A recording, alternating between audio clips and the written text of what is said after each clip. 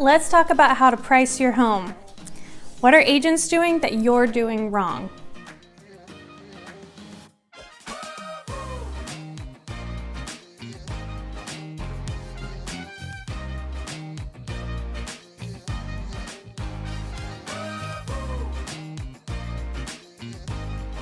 Before we get started, if you could smash that button, share, and subscribe, that would really help us out.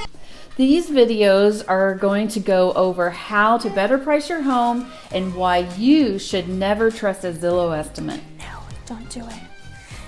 Why you shouldn't trust Zillow's estimates or Zestimates. Okay, so Zillow estimates are an algorithm that just kind of populates from everything that's sold and is not looking at the uniqueness of your individual property. So, right, if you've made any special feature updates. That's right. Let's say you put in granite countertops and everybody else in the neighborhood has got Formica.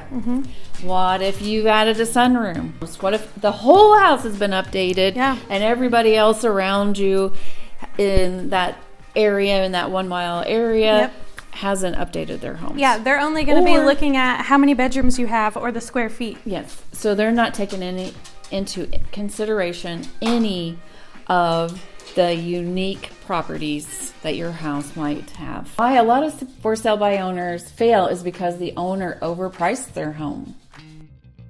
Okay, so going back to kind of the Zestimates, whenever a for sale by owner goes to price their homes, they want to take into account all the great updates or features of their home, but they don't really know how to price it. That's right. Well, they fall in love with their home. Yeah. They believe, they've seen the dollars that they've put into it, where we're not really looking at the dollars that they put in.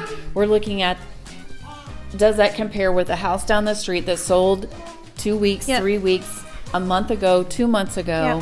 We go back 6 months. The owners are not really have the tools in their toolbox to be able to go back that 6 months and see all of them and compare them side by side. As much as for sale by owners try, and we get it. So those are just things to think about when you go for sale by owner. We look up the price of the home from when it was last sold. Why do we do that? So why do we look up the last sale price? That's a big one. It could have been 10 years ago, 5 years ago, 2 years ago. Well, how long do people average move? 5 to 7 years? 3 to 5. 3 to 5? 3 to 5. Heck, I don't think we ever stayed anywhere longer than 5 years.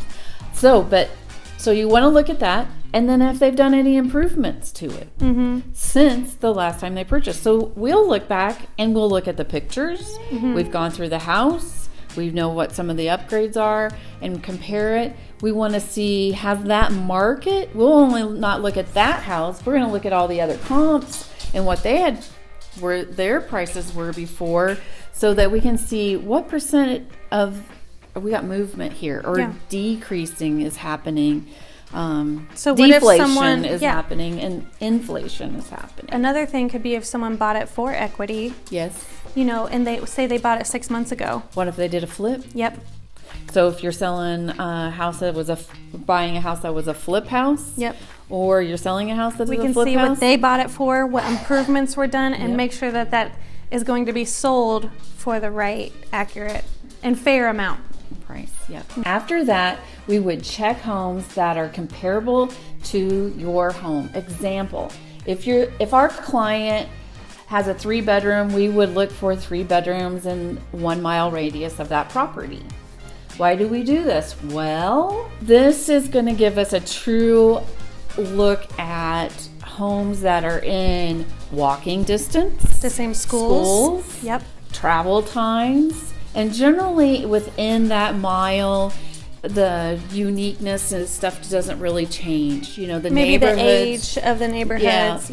So because cities grow out like this, so you know, if you're on the outskirts of town, you know, probably what has happened is your subdivision has grown out from there. So that's why they just go out, and we're using what an appraiser is actually looking at too. So we're trying to get to close as we can to that appraised value.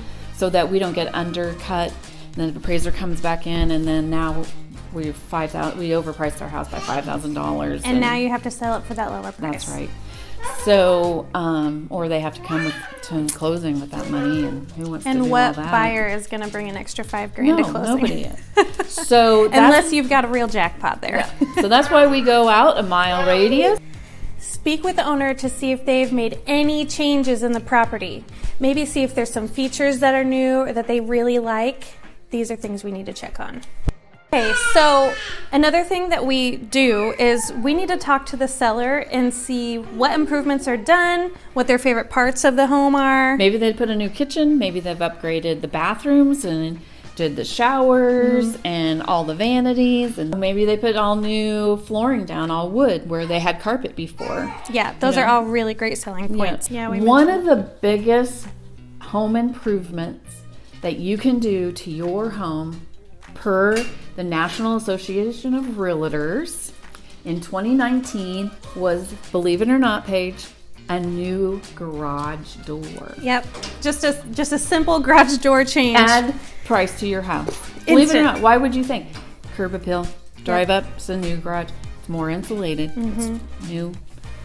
Saving on cost of energy. That's right. So what are some of the other things that you would not get your bang for your buck? What if you really love seafoam green? What if you really like to paint every wall in your house a different color? That's right. And it looks nice to you, but then that's when a buyer is looking at that going, that's going to cost me $1,500 to get somebody to come in everything. and paint. Yep, or work that I'm going to have to do. Yeah. Yep. Well, some people aren't talented as you are. Some of the other things that you might not get the bang for your buck is if you went and you spent it in the laundry room, got some new appliances. Right. You know, Because if you have a new washer and dryer, that doesn't raise the value of the home. Yeah, you may have spent $5,000, but the new buyers aren't really seeing that value in that. So A lot of people might even be bringing their own. that's right. They already have something that's newer and better. So you might want to just weigh that out. Does it look okay? Does it look fresh? I wouldn't make that, we're selling our house this year, and put that on the checklist. Right. Yep. Get a new appliances. All right, guys. So if you haven't already, make sure you like and subscribe. Let us know how you feel about these videos, what you like about them. We'd really appreciate that. Or if you have some suggestions, what you would want future videos to be about. Yep. So my name's Paige. I'm a realtor in Indianapolis. And I'm Angela Sherrill, and I'm a broker here in Indiana too. All right. You can contact us at these numbers below if you have more questions or you'd like to start your home purchasing process.